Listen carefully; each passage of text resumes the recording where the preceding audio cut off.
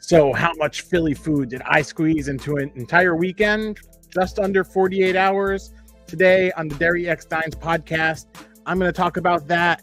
And I might even have some surprises toward the end because I saw Pauly Shore last night. The Krusty, the Wheeze. You can see I got my Krusty going on. And that was such a fun time. So I might steal 5 minutes at the end after we talk about Philadelphia food, talk about that. And I also have some other new stuff to show you guys. I'm really excited about this episode. And this is Friday night, so I typically record these on Wednesday or Thursday, so I'm a little bit more relaxed than usual. So, let's get right into, this whole, what we did in Philly. And I got to pull up my notes here.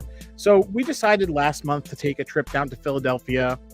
We really like Philadelphia because it's nice and within driving distance for us, to do a weekend trip. I think last time that we went in 2021, I have some accompanying videos on my YouTube channel with all the great things that we ate during that trip. My video workflow was a little bit different, and I think I have something like 6 or 7 videos that we recorded over the course of, I think, 4 days. In this case here, we drove down on Friday afternoon, and we came back on Sunday afternoon. I think we were home by 4 o'clock.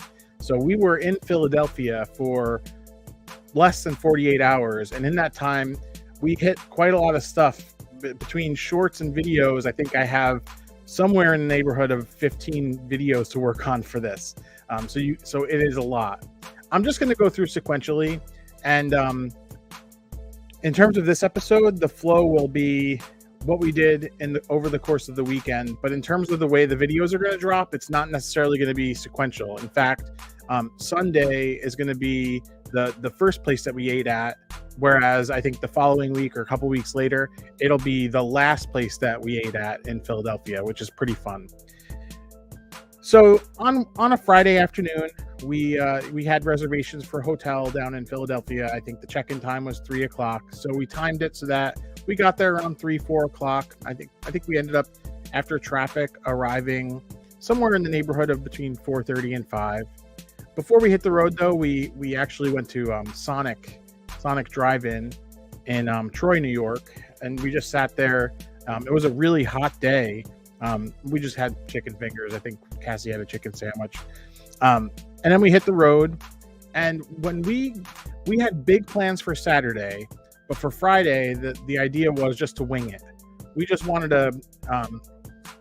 We were staying just near where we stayed last time in Rittenhouse Square, and we just wanted to wing it and not really premeditate our meal too much, and just see what was out there and see if we can catch something that was unique. And we ended up walking around a little bit.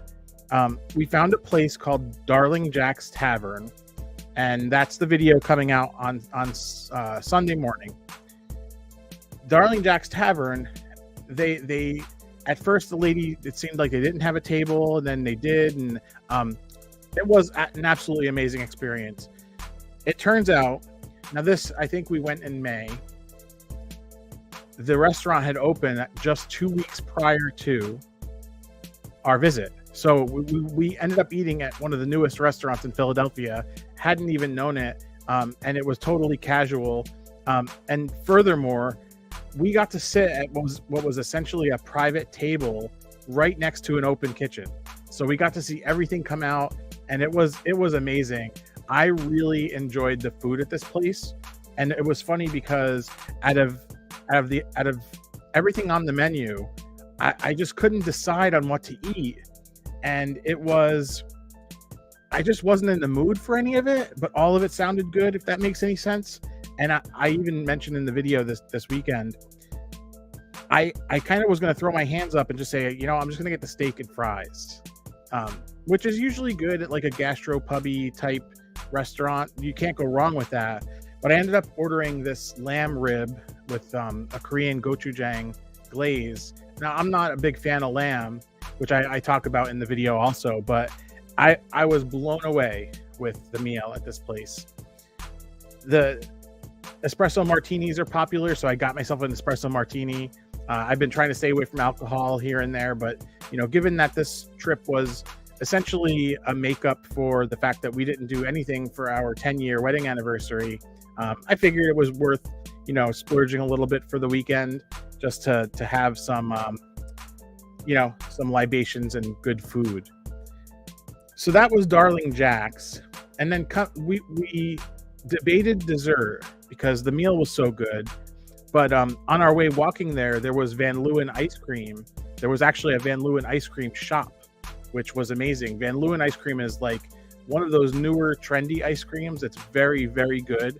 So when we saw the shop there, I think we had made up our mind before even having our meal that we were going to stop at Van Leeuwen ice cream to have our dessert there.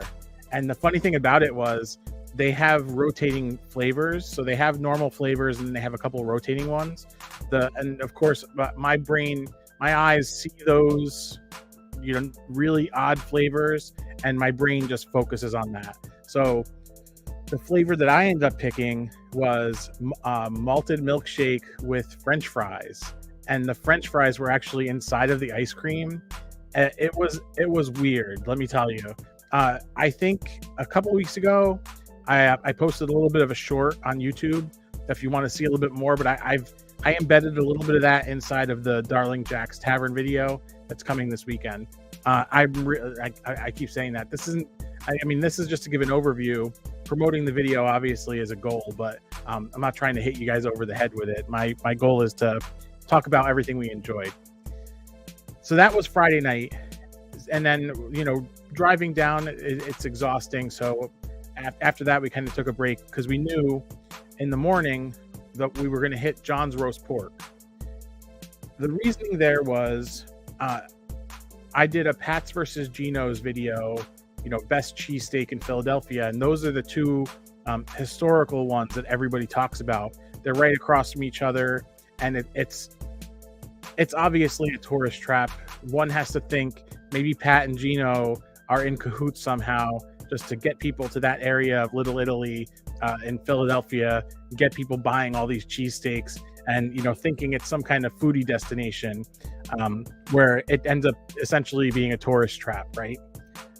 I will say, though, and I even say this in the video, the cheesesteaks are very good. You can't go wrong. $11 for what it is. It's as much as you can say it's a tourist trap, it's not the end of the world.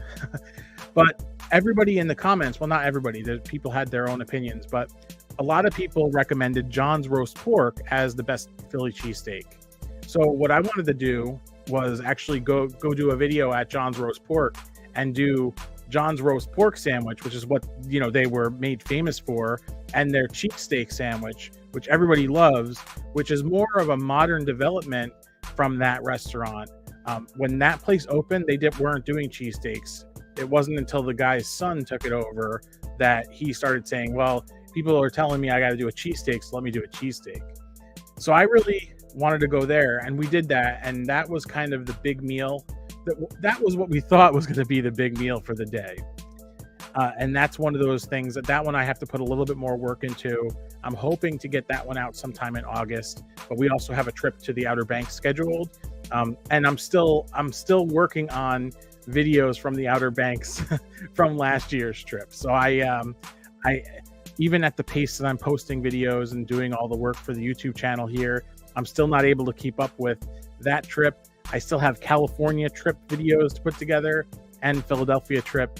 And I also have plans to do some local videos here too. My birthday is just 2 weeks away, and I found a restaurant that I have to eat at for my birthday that I have to show you guys because it's absolutely amazing. But I digress. So John's Roast Pork was really good. But before we went to John's Roast Pork, we actually got coffee in Philadelphia right down the street from our hotel at a place called Bowen Cafe. This on the surface looked like a standard run-of-the-mill coffee shop. It was a little bit fancy. The two guys that were working in there, I think they said they were from Haiti or something to that effect. They were listening to the Fugees, so that's kind of maybe why Haiti is sticking in my head.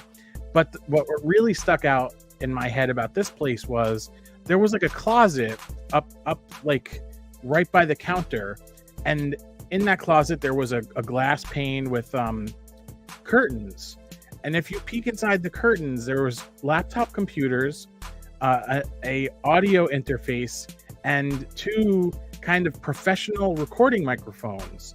So I had to know what was in that room. So I asked the guy, and he said that they have a podcast, and they also rent out the space for people to record podcasts, which I thought was pretty meta. That the fact that I stumbled into this place where they have this whole audio interface going on, and we were just there for coffee. I mean, I think all I got for that was a cold brew. I think I got cold brew with half and half and a Splenda. That was it. So that was Saturday morning and Saturday afternoon. In the evening, I because the John's roast pork, we essentially shared both subs. So we ate an entire sub, and of course we had to get a few sides. And of course, I always love stopping at these shady bodegas near our hotel rooms. So we had some snacks also throughout the day. So we made a reservation later on Saturday at a Spanish tapas restaurant called Oloroso. Now this is one of those things where when we go on these trips, Cassie is extremely patient to let me disrupt her experience by doing clips of what we're eating and stuff. So she deserves a lot of credit for that. And it's one of those things where we do kind of like a one for you, one for me kind of thing. It turns out most of the time she ends up picking places that end up being great subjects for videos. So this place, Oloroso, is a Spanish tapas restaurant. And we just decided we were just going to do a tapas tasting menu, which was $95 a person. And plates did not stop coming. I looked over the menu that's posted right now, and I think we managed to try just about everything on that menu with a few obvious exceptions. But I remember walking out of that place and being like, "You're gonna have to roll me back, to the hotel room, because this was so much." And that's another video that I have to work on. But before we went there, actually, right across the street was a place called Moriarty's Pub, where we just sat down and had kind of a low-key cocktail. I think I had a beer. It had a funny name. I'll have to dig that up and kind of make that a subject of a short or something. But Moriarty's Pub was a lot of fun. It was a typical Irish bar. And I ordered something far from Irish. We're in the land of IPAs. It's almost impossible to find Irish stuff aside from Guinness these days, right? We got back to the hotel room Saturday night late. I think it was like 9:30, 10 o'clock. We're late for I'm middle-aged with a young child. For anything after 9 o'clock is late. But that was Saturday night, and then Sunday the idea was Cassie booked a brunch. She looked into a place she found called Harper's Garden, and then we were just going to hit the road. Like, we weren't even going to do anything else. But I kind of called an audible while we were driving back. This place, Harper's Garden, was really nice. It was kind of more in the financial district of the Rittenhouse area, a little bit outside of where the typical shopping is. I got a burger and some hash brown type thing. It wasn't exactly, I would say, the best experience, and even anything above average aside from the ambiance. And I think when I put this one together, I'm going to focus a little bit more on the actual dining situation, and talk about the food, because that's what you guys come here for. But that was one of those ones where it was good, but it wasn't like if I went back to Philadelphia, I'd probably not reconsider going there. So on the way back, I joked around that we should stop and get some kind of Philly cheesesteak, to have for dinner, because by that point we had eaten so much, where I feel like the 4.5-hour ride back wouldn't have been a bad thing to skip lunch and then reheat a cheesesteak later on. So driving through that area of Philadelphia, Reading Market was there. Now, Reading Market, we went back in our 2021 trip on our way into town. And the problem that we had there was we got there at like 5:15 and they close at 6 p.m. So a lot of the places were closing up. So we didn't get to sample much on that visit, but we did try the Termini Brothers cannoli, which is the best cannoli I've ever had. And you can judge all you want. You can judge my looks all you want. You don't get to look like I look if you don't eat a lot of cannolis, right? So I know my cannolis enough to say the cannoli at Termini Brothers was absolutely amazing. I can't even believe how good it was. So on this trip, we wanted to do a little bit more justice to the Reading market. And obviously we took home some Termini Brother cannolis, had to do that.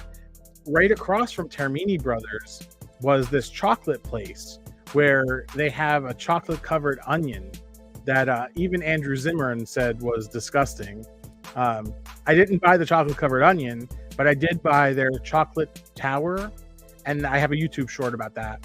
But the chocolate tower was like a Rice Krispie treat with a chocolate covered Rice Krispie treat with a chocolate covered Oreo, with a chocolate covered Chips Ahoy, with a chocolate covered marshmallow. It was like this stack of stuff that was just totally ridiculous. So we took one of those home. But yeah, it was very good. In the chat, somebody is saying, I love the St. Joseph pastries more than cannoli. And that is true. But these Termini Brother cannoli in Philadelphia are kind of a legendary thing. And they don't have anything close to the St. Joseph. So I got to get the cannoli at Termini Brothers. But that kind of was an aside to the fact that we wanted to bring home cheesesteaks. So we walk around this Reading market, and I'm getting a little bit of footage of walking around this Reading market for YouTube purposes at some point. And there are multiple places that have cheesesteaks. One of which is Tony Luke's, which was closed again. Every time we go, we try to eat a Tony Luke's cheesesteak, and they're closed. The first time they had run out. This time they were straight up closed. So I don't know what their deal is in the Reading market, but I want to try Tony Luke's one day, and hopefully one day I can get there and it's not closed. But there were a couple of other cheesesteak vendors, but I found one in the middle called Spataro's, which ended up being really good. So I waited online for it. The line kind of wrapped around the place. It was there were a lot of people ordering. There was high throughput. They were literally you could see them. They had 3 stages of steak. They had kind of another section where they were doing mushrooms and onions, peppers. So they were customizing all of them. So that was really cool. It was really difficult to do the ride home with those cheesesteaks in the back, just kind of chilling, waiting for us to get home. But all I did when we got home, we got settled in and just baked them in the oven to get the outside bread a little bit crispy and get the cheese remelted. And it was just like fresh. So that was kind of another fun thing. And if you think about from start to finish there, from the Darling Jacks and the amount of food that we got to eat there, to the weird Van Leeuwen malted milkshake and French fry ice cream, which I get it. People dunk their French fries in milkshakes all the time, but dunking a hot French fry into a milkshake is different than freezing French fries into hard. It's different. Okay. Dipping a hot French fry into a milkshake and eating it is different than hard freezing ice cream with French fries inside. Something happens to the potato as it gets cold where it gelatinizes and it ends up picking up a really horrible texture. But it was one of those things where it's like, okay, I tried French fries and ice cream. Okay. So now you guys can leave me alone about that one. If you ever decide to give me a hard time about trying French fries and potatoes and ice cream. And then the next morning, the John's roast pork. I think we ended up eating at John's roast pork at something like 10:30 a.m. That's how early and proactive we were trying to be. Then we went to the pub for a beer and then tapas, which didn't stop. I think we were there for almost 4 hours, just eating, or at least it felt like 4 hours, eating these tapas. And then the next morning, brunch at this Harper's Garden, and then the ride home. Oh, and I didn't even tell you about the coffee. We also in Reading Market stopped at this coffee shop called Old City Coffee, where they had their own homemade syrups and things like that, and it was pretty good, man. Writing Market has they're a little bit pricey in there, and you also have to pay to park nearby because we're kind of novices to Philadelphia. So for us, it kind of pays. Obviously, it pays, but it's more convenient to just park in the garage right next to it. Even it's like $10-15, whatever it is. So yeah, I'll put all that together, and that's how much we squeezed into one weekend, less than 48-hour trip to Philadelphia. It was quite a lot. Now, I mentioned that I was going to tell you guys about the Pauly Shore. I went to see Pauly Shore last night. I want to steal some time from the podcast today to talk about that, because if you've stuck through this far, you're obviously interested to hear what I have to say and not just here for the food, to see the food. So let's talk about it. So I've been a fan of Pauly Shore, and I'm a big fan of stand-up comedy. Most comedians I'll just go to see live. We have an Albany Funny Bone here. Comedians perform at the Egg. We have a couple of other venues where sometimes we'll get national acts. I don't know that I've seen Pauly Shore come through to Albany, New York, ever. So when I saw tickets for that, we jumped right on it, and we got what was called VIP package, which ended up meaning nothing. But we were seated right at the bottom, like literally right in front of him. I had a straight eye line to the Wheeze, and it was so funny. So this couple that was sitting directly in front of me, it seemed like with the opening acts, the woman was getting uneasy with the content of the comedy.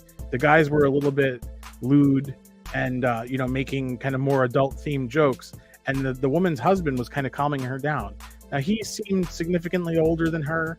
I'd say maybe by 15 years. He was an older gentleman, and she was, that's what it seemed like was happening. She ended up being the biggest heckler of the night, and she was right up against the stage.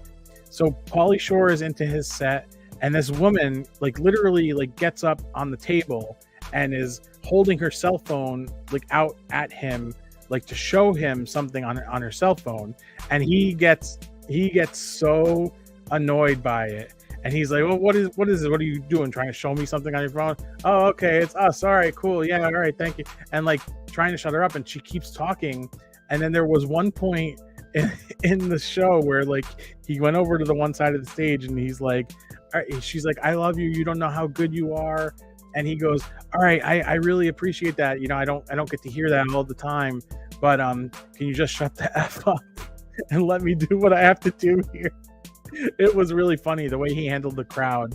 When you see performers, comedians that handle the crowd at a national level, and when they get into things where they're getting heckled, the way they handle it when it becomes part of the show, and when it doesn't turn into more of an escalation, it's a lot of fun. And there were a couple other parts of the night where he did do that. One of the guys who opened for him, I only remember the fact that he has a speech impediment, but I'm following him now on Instagram because this guy was the coolest guy. He was wearing Zubaz pants, those baggy bodybuilder pants from the 80s that were flower patterned with, I think, ladybugs on them. It was ridiculous. But more importantly, he was wearing a 1992 Royal Rumble t-shirt. Now, if you don't know, the 1992 Royal Rumble is probably one of the more famous Royal Rumbles that happened in WWE history, WWE history. It was the one where Ric Flair, who came from the territory, the Southern Territories, finally had come to, New York, Connecticut, WWE, WWF, and the heavyweight title was on the line, and Ric Flair survived pretty much the entire Royal Rumble to win the title. So it's popular from that perspective. It also has every WWE legend that you can think of was in that match. I think it's the greatest WWE match of all time. But he had an original 92 Royal Rumble shirt. The other significant part about that is that event happened at the Knickerbocker Arena here in Albany, New York. It's now CDPHP. I don't know, some kind of MVP. I don't know what it is. It used to be the Pepsi Arena. It used to be the Knickerbocker Arena. So this kid after the show, he was the one doing Paulie's merch, and that's where I bought this shirt here. So I had to talk to him about this shirt. So I told, he had a great set too. So I complimented his set, and I'm talking to him about the shirt. And I say it's really crazy that you wore that shirt in Albany. And he's like, you know what's really crazy? I bought this shirt in 2014 for $600 because I collect vintage wrestling t-shirts. I could have sold this shirt for $2,100 in 2021 because people were just at home buying vintage t-shirts. But he decided not to. He never thought he'd have a chance to perform in Albany, New York. And when he was going through his stuff, what to wear for the trip, he saw it and he actually worked it into his act. He actually started out and he said something to the effect of, this was the home of the greatest Royal Rumble in WWE history. And it was the 92 Royal Rumble. So that for me gets major kudos. It's one of those things where it's like, I couldn't even believe that I saw that. But I'm talking a little long. I have one more kind of announcement to go over here. I have new merch on the site, and I've reorganized the merch site so that you guys can pick up things a little bit more conveniently. So I got some stuff for myself, which will be seen in new videos. I got the tie-dye famous derryx Licious. It's designed after my logo and my father's deli logo kind of mashed together. And if you're a fan of the shorts, I got the tie-dye silly snack reviews. That's another one that you can pick up. We have stickers, we have everything. And then just because we're doing a trip to the beach, I got the Stick With Me Kid, You'll Never Go Hungry bucket hat. If you know me, that you know this is not the type of hat that I wear. So look out for that. I'll probably post a picture to surprise everybody wearing this stupid hat. I don't even know that it offers any kind of sun protection, but that's what I'm wearing to the beach. And with that, that is this week's episode of the podcast. If you're watching on the replay, check out something that's on the screen right now. It's going to be another podcast episode, or just go into the playlist and binge the episodes. Have a great weekend, and we will see you in the next one.